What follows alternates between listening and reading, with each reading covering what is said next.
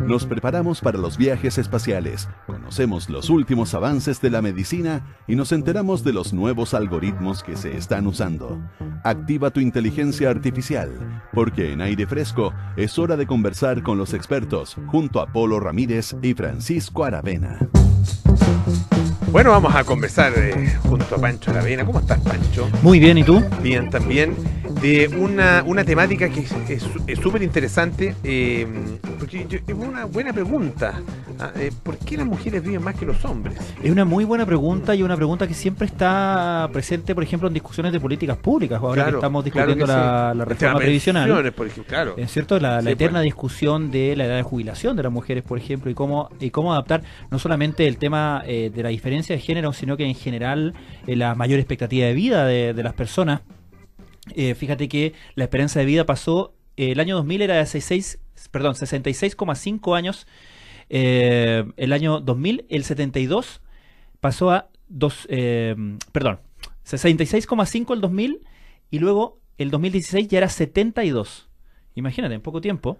Y si lo dividimos en géneros, en las mujeres 74,2 años y en los hombres 69,8 años. O sea, es una brecha que se sigue repitiendo a medida que, independientemente que la expectativa para todo vaya subiendo, ¿no? Y nuestra invitada de hoy tiene una aproximación bastante original al estudio de por qué se puede producir esta diferencia. Y es bien interesante la aproximación, porque es una aproximación que tiene que ver con un organelo celular que yo creo que todos lo pasamos en el colegio. Alguna gente tendrá pesadillas con la palabra. Las mitocondrias. Las mitocondrias, sí, pues. Uno sabía que las mitocondrias son como, a uno le enseñaban que era como la fábrica de energía, ¿no? Parece que es más o menos así, ¿no? Estamos con Cheryl Tapia, investigadora del Centro Basal ANID Ciencia y Vida y la Universidad de San Sebastián. ¿Cómo está, doctora? Muchas gracias por acompañarnos hoy. Muchas gracias a ustedes por la invitación. Un gusto estar aquí, saludarlos a ustedes y a todos quienes nos escuchan. Partamos por el origen de la investigación. ¿Cómo y qué es lo que están buscando ustedes cuando se aproximan de esta manera a estudiar algo tan específico, ¿no? Sí, mira, específicamente nosotros estudiamos la pérdida de memoria asociada al envejecimiento. Ya es sabido que conforme la persona va envejeciendo, van perdiéndose distintas capacidades cognitivas y entre ellas la capacidad de aprender y de recordar. ¿Ya? Y sabemos además que esta pérdida de memoria, si se vuelve algo más severo, se transforma en una enfermedad neurodegenerativa, por ejemplo Alzheimer, que es algo que afecta a un número importante de adultos mayores. Por lo tanto, nosotros buscamos entender por qué ocurre esta pérdida de memoria. ¿Ya? Entendamos que obviamente hay una disfunción de las neuronas dejan de comunicarse en un momento y eso imposibilita que podamos aprender o recordar. ¿Ya? Esto ocurre en una región específica del cerebro que controla estas funciones que se llama hipocampo. ¿Ya? Y si nos vamos a hilar más fino, como tú mencionabas, tenemos dentro de la neurona y dentro de cualquier célula, tenemos la mitocondria, ¿ya? Que la conocemos clásicamente porque justamente es la fuente de energía de la célula, pero que sabemos desde hace un buen tiempo que tiene otras funciones. No es lo único que hace, si bien es lo más relevante, es lo que más estudiamos y conocemos hace más tiempo, tiene otras funciones. Entonces, específicamente en nuestra investigación, nosotros estudiamos a fondo esas distintas funciones que tiene la mitocondria y cómo ellas se van deteriorando con el paso del tiempo.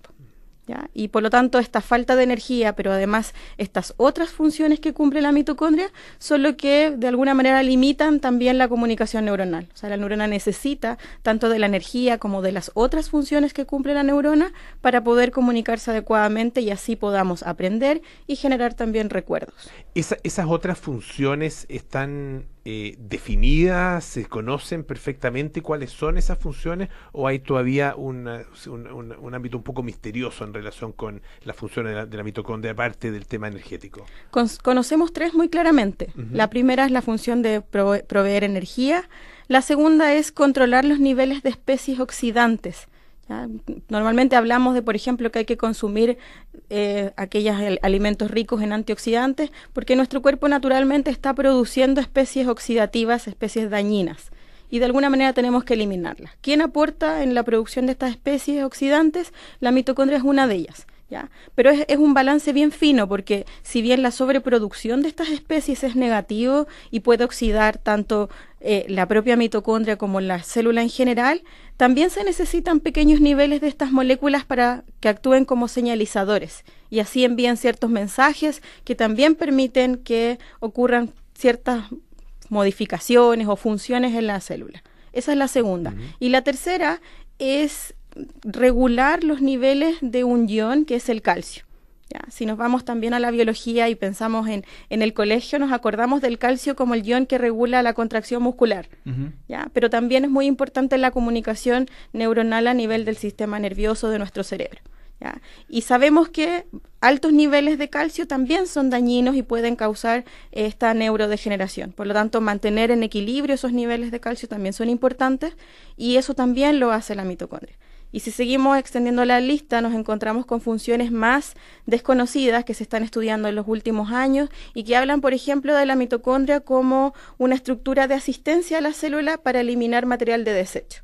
¿Ya? En general, en la célula tenemos proteínas que están permanentemente dañándose por efecto del tiempo, que están oxidadas o que simplemente ya han cumplido su vida útil.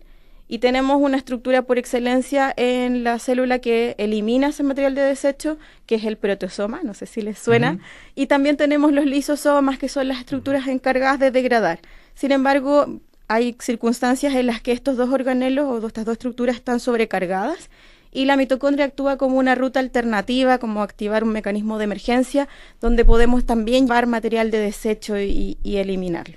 Oye, llegan a transpirar las manos con esta vuelta al colegio, ¿eh? De los conceptos por lo menos, y de las cosas que uno no se acuerda. ¿En qué momento, doctora, entra el tema de género en esto? ¿Cómo ustedes lo observaron y qué diferencias constataron entre, entiendo que modelos animales, ¿no? Femeninos, y no sé si hicieron el comparativo o fue solamente que decidieron centrarse en modelos femeninos? Inicialmente nuestra investigación no diferenciaba en sexo. ¿Ya? Y por una cosa de disponibilidad de animales de experimentación, trabajábamos preferentemente con hembras. Y entonces comenzamos a observar todas las deficiencias que tenía la mitocondria en sus funciones en el caso de las hembras.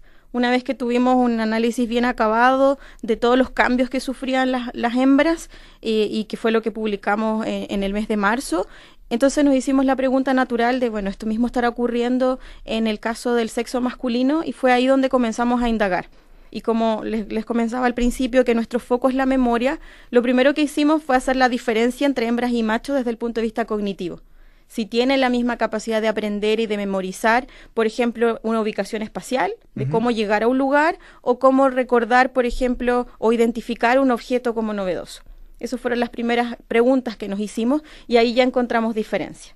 ¿Qué diferencias encontramos? Específicamente que los machos tienen más deterioro de estas memorias. Las hembras, por supuesto que envejecidas también les cuesta más aprender y memorizar con respecto a un individuo joven, pero esa diferencia es mucho más severa en el caso de los machos. Entonces de ahí surge nuestra explicación o nuestra siguiente pregunta, que es intentar dilucidar si esto se debía a diferencias desde el punto de vista de la mitocondria. ¿Y existe una tradición, una línea de investigación permanente en términos de estudio del envejecimiento en comparación de géneros? Porque el tema de los estudios en relación al envejecimiento celular y también a los problemas cognitivos asociados, ¿cierto?, al envejecimiento es algo que es como, podríamos decir, de las principales prioridades en el mundo, podríamos decir, ¿no? Sí, por supuesto. O sea, hay muchos grupos de investigación estudiando estas diferencias, también acá en nuestro país, pero creo que están centradas, por ejemplo, en el foco hormonal, porque sabemos que hay una protección desde las hormonas femeninas, por lo menos hasta el punto de la menopausia, por lo tanto quizás de ahí las diferencias o el foco en una edad más avanzada puede que se vayan perdiendo. También sabemos que hay diferencias con respecto, no sé, al sistema inmune, pero desde el punto de vista mitocondrial, haciendo esta diferencia tan exhaustiva y esta búsqueda tan minuciosa como lo hemos hecho, en la literatura no tenemos evidencia. ¿ya? Entonces nosotros, por esa falta de información y ante la evidencia que la pérdida de memoria en el envejecimiento era diferencial entre hembras y machos, fuimos a evaluar si teníamos alguna diferencia desde el punto de vista de las funciones mitocondriales. Y ahí es donde nosotros encontramos estas diferencias de que en los machos vemos que si bien las mitocondrias de las hembras están deterioradas, el deterioro, el daño es mucho más severo en machos que en hembras, específicamente en dos funciones. Una en la producción de estas especies oxidantes, o sea, producen más especies dañinas las mitocondrias de los machos, lo que obviamente pone en riesgo a la mitocondria, pero a la célula en general, porque genera un ambiente tóxico de trabajo. Y por otra parte tenemos menos protección frente a la acumulación de desecho. Yo les hablaba que esta nueva función de la mitocondria es eliminar material de desecho de la célula, pero también su propio material de desecho, de generar el recambio de sus propias proteínas, por ejemplo. Entonces, frente a esa maquinaria de eliminación de desechos, el macho se encuentra más deficiente, porque la proteína clave que regula ese recambio está en menor expresión en machos con respecto a hembras. Estamos conversando con la doctora Cheryl Tapia. Ella es investigadora del Centro Basal ANID, Ciencia y Vida, y también de la Universidad San Sebastián. Uno podría pensar, claro, que esas diferencias, ¿no es cierto?, que se expresan entre machos y hembras, diferencia de sexo, hacen que la vida de uno sea mejor que la otra en el envejecimiento. Pero hay también una mayor expectativa de vida, tal como señalaba Pancho al principio, y eso, ¿qué papel juega, digamos, en la mitocondria dentro de esa mayor expectativa de vida en el caso de las mujeres? Sí, mira, existen en el envejecimiento distintas características o signos claves del envejecimiento, ya que es una aceptación universal. Hay cosas que le pasan a cualquier tejido o a cualquier célula envejecida. Una de ellas es que fallan sus mitocondrias. Entonces, nosotros no estamos descubriendo nada nuevo desde ese punto de vista, sino que estamos haciendo un estudio más exhaustivo de la función de la mitocondria y haciendo la diferencia entre sexos. Ahora, ¿por qué una persona es más propensa a morir conforme pasa la edad? Por ejemplo, si nos ponemos en el caso de las demencias, esto comienza con un deterioro y con muerte neuronal en una región específica del cerebro, pero luego se va expandiendo, de tal manera que la persona puede al principio perder su memoria, pero luego pierde su capacidad de habla, pierde también su capacidad motora, y eso entonces va... ¿En qué se traduce eso desde el punto de vista celular? En que este deterioro que nosotros hoy día vemos en el hipocampo se puede expandir de igual manera o por estas mismas razones a otras regiones del cerebro y por lo tanto puede hacer al individuo mucho más propenso a la muerte. ¿Ya? Ahora, nosotros todavía no hemos estudiado expectativa de vida. Es las proyecciones que nosotros tenemos. ¿Por qué? Porque nosotros aquí estamos identificando desde el punto de vista de nuestro estudio que es celular, molecular, y desde nuestra vereda de la ciencia básica estamos identificando un blanco que pensamos intervenir. Nuestros pasos futuros son, por ejemplo, ¿qué ocurre si esta maquinaria que está deteriorada desde el punto de vista de la agregación de desechos nosotros la potenciamos? Eso tendrá un efecto en que el individuo pierda la memoria más tardíamente y que eso impacte, por ejemplo, en su expectativa de vida. Esos son los pasos siguientes de nuestra investigación. Esa es la pregunta a la que se van a dedicar ahora. Ahora, exacto. Ustedes, decíamos, y usted lo destaca bien, ustedes están trabajando a nivel de ciencia básica, están trabajando con modelos animales, con ratones, ¿cierto? Específicamente. ¿Existe la expectativa o tiene usted la expectativa de que esto tenga un correlato en estudios clínicos propiamente tal? ¿Podría hacerse un estudio clínico a este nivel en personas?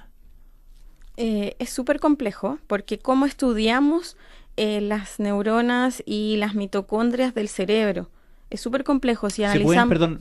disculpe que le interrumpa, pero ¿se puede estudiar post-mortem esto o no sirve el tejido para eso? No, es bien complejo, porque las enfermedades neurodegenerativas, por ejemplo el Alzheimer, se analizan post-mortem porque identificamos presencia de ciertos marcadores. En este caso lo que nosotros estamos evaluando es función de la mitocondria y para eso tenemos que tener a este organelo vivo, funcional. De hecho, técnicamente lo que nosotros hacemos es extraer del tejido del hipocampo una fracción enriquecida en este organelo que se mantiene funcional.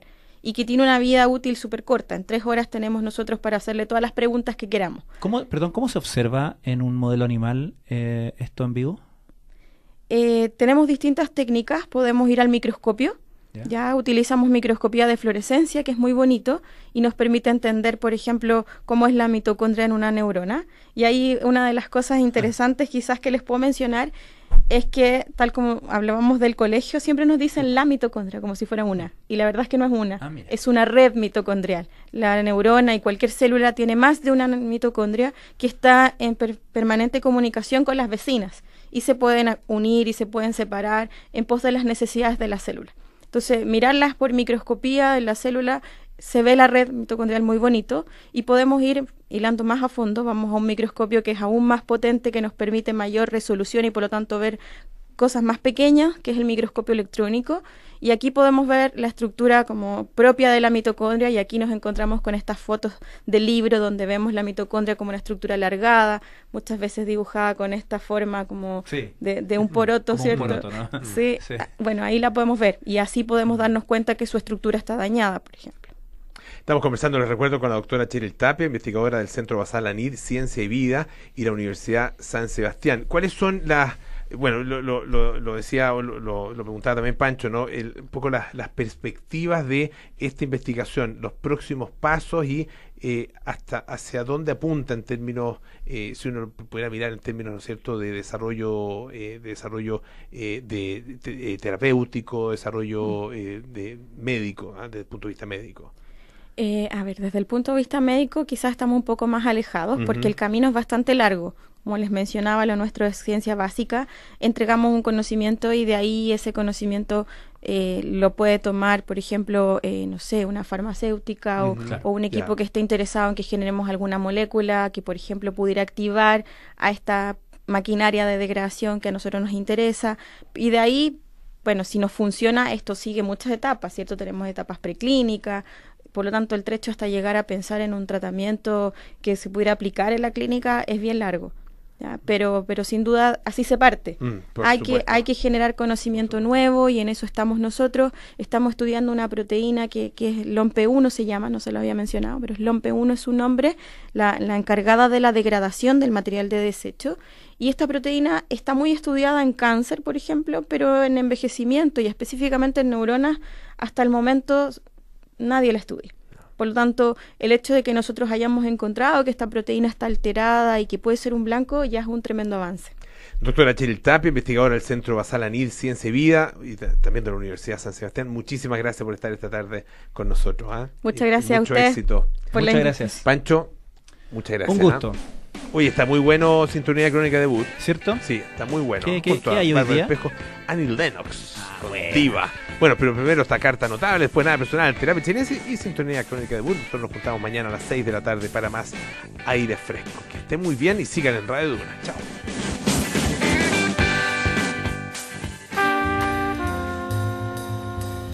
...1943... En mayo de ese año, Estados Unidos interviene directamente en